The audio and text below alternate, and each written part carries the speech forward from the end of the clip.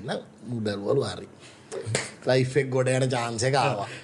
ගොඩනේ මචං ඉතින්. මේක තමයි වෙලා. පඩියක්ලු දැන් උට. උට තියෙන ඉතින් අර හැම පොරවගෙන සිංහයා වගේ කුඩු ඇතුලේ නිදා ගන්න. ඌ මචං වැඩේ ඇක්ට් එක දෙනවලු සුපිරියට. කිසි එකෙක් දන්නේ නැහැලු සිංහයා මලා කියලා. මාස දෙකක් තුනක් කොහොම රස්සාව කර කර හිටියලු මචං. ඉන්නකොට සූ එක බලාගන්න ඉතින් ඔය වගේ තව පිස්සෝ ඉන්නවා.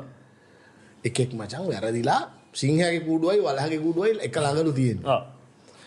අර වලහට කෑම දාන්න ආපු එක වලහගේ කූඩුවේ ඉබ්බා දාන්න නැතුව ගියා. අපච්චෝ. ලොක් එක දාන්න නැතුව. දැන් වලහ එනවලු. කූඩුවට. මුගේ කූඩුවට.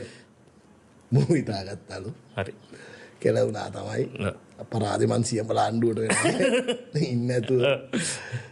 සල්ලි හොයන්න ගිහිල්ලා අද ඉතින් හරිනේ බඩුනේ දැන් ඉතින් හරිද බලහට මචං ඩක් ගාලා ඉවට තේරෙනවනේ ඉතින් මේ වෙන එකක් කියලා මූ හිතාගත්තලු ඉතින් අම්මා තාත්තා මතක් කරාලු මූ දරුවෝ මතක් කරාලු හිතාගත්තලු ඉවරයි මගේ ලයිෆ් එක ඉවරයි දැන් දැන් බලහ එනවලු මචං ළඟට එනකන් ඉඳලා මූ ඇස් දෙක වහගත්තලු බලහ මේ ළඟට ඇවිල්ලා බය වෙන්න එපා කො මාත් කැකිරාවි